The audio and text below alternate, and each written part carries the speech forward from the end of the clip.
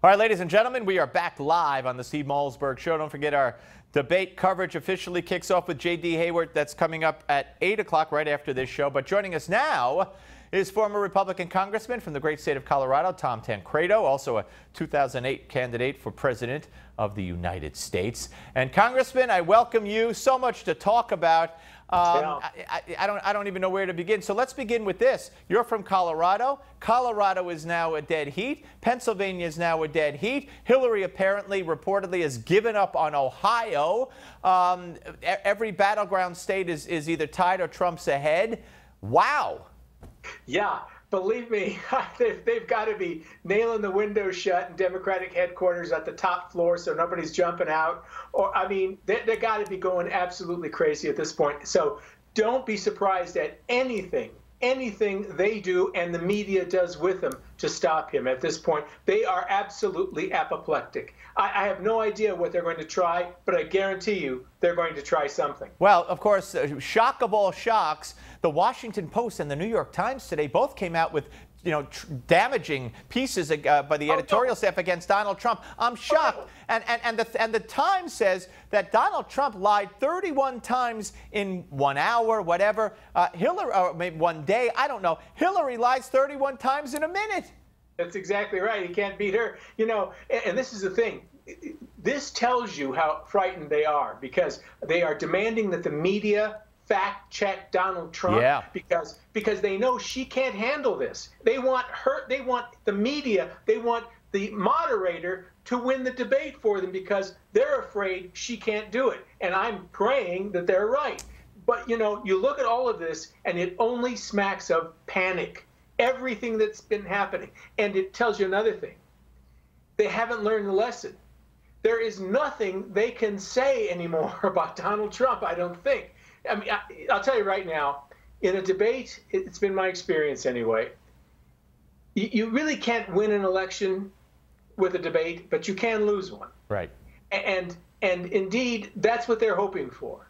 If he doesn't do that, if he doesn't do something himself that ruins this, then I'm telling you, nothing they can do will do it. I don't think. Let me ask you, I'm sorry to interrupt. Let me ask you a question. If I were Donald Trump, this is what I would say. And I don't know if you make an opening statement. She won the coin toss and she gets the first question. But I would say, folks, here's something I need you to remember as we go into this debate. I've never debated anybody one-on-one before. I look forward to it. I'm excited about it. Hillary's had a million of them. I've never made policy before. Hillary's done it her whole life, and look where we are.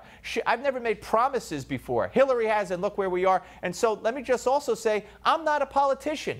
So I might not have all the policy answers and everything that Hillary does, but again, the key is she does. She's been doing it for her whole life, and look where we are. I think some kind of disclaimer without actually making a disclaimer in that vein, how do you think that would be wise? I think you'd have to be very careful about that. Very careful not to go too far. You have to have some degree of self-restraint there, but on the other hand, if he doesn't, people have got to look at him as presidential. They've got to think to themselves at the end of these debates, yeah, that guy could be president. They have to have that kind of confidence in him, even if they don't believe a lot of things he says, even if he goes, but they have to think, yes, this guy could do it. He could have his hand on the nuclear trigger, and I can trust him. Other than that, that's the only thing she's got going for him. That's it. Yeah. For her, I say. Yeah. Because she has policy and that sort of thing, even the polls here, even though they're close in Colorado, she's got about a 6-point edge in who do you think can handle these foreign policy questions better. All right, let me ask you. You've debated. You've prepared for debates. You've been a presidential candidate. There's, all this talk about Hillary had a guy wear a Donald Trump mask and prepared. And Donald Trump, maybe, I heard that he had people throw questions at him for 5 hours. Like every possible thing that Hillary could come up with, they threw at him. But is it advisable to not over-prepare, not prepare much at all? You tell me how you did it. I cannot tell you how important it is for him not to over-prepare. It is a disaster over and over again. I've seen it. And here's what happens. You get you listen to so many people, you listen for so long, it actually becomes overwhelming. And here, let me tell you what happened to me. Okay, little vignette. And I'm not nearly as good as Donald Trump. He's 10 times better. But let me tell you what happened. First debate, I'm scared to death. And I'm only on that stage for one reason, and you know it. It is because I wanted to push the issue of immigration. I knew I was never going to be president. I knew I was never going to get a nomination. But I was trying to force those guys on that stage to actually say the words, border security. Yeah, right, okay. Right. Well, so that was it. So I practiced for weeks with my staff, trying to answer every single question I could with a illegal immigration response. And it's not that hard. You want to talk about education? No problem. Want to talk about healthcare? No problem. Social services? No problem. Prisons? No problem. I can do it. I can turn it into an illegal immigration answer. So I wait and wait and wait. I'm standing on that stage. I'm standing and waiting. I'm a potted plant. Me and Ron Paul on the other side. We get no questions, right? For I don't know, like 30 minutes. And again, I really was scared. And so finally you get kind of complacent, and I'm just standing there. Finally, Chris Matthews, who was the moderator, says to me, well, we have a question for Tom Tancredo. I said, all right. Illegal immigration, illegal immigration, illegal immigration, right? I'm thinking. Because every question that went by, I was thinking how I could have answered that one with illegal immigration. And this was the question. Congressman Tancredo, if you were elected president of the United States, what would you do to increase the number of organ donors? Oh, man. But I didn't go there, Steve. I didn't go there. You went right to immigration. But I think my first words to the American public during a presidential debate was, what? What did you say? That's a very bizarre question. Everything. I mean, I was lousy for the rest of the night because I was all primed, at every single answer I could handle for immigration. I couldn't deal with it. Increase organ donors. That is very funny. Let me ask you about Lester Holt and the role of the moderator, because you talk about desperation. All I've heard this whole weekend on the Sunday shows and all through today is, the moderator has to fact check Donald Trump, has to fact check. I mean, since when? What is that about? Why is there a third person on that stage? Isn't that supposed to be with the other person? Aren't you supposed to have a pick between the two people who are supposed to be running for president of the United States? Which one can handle this? Which one can draw the other one out? That sort of thing.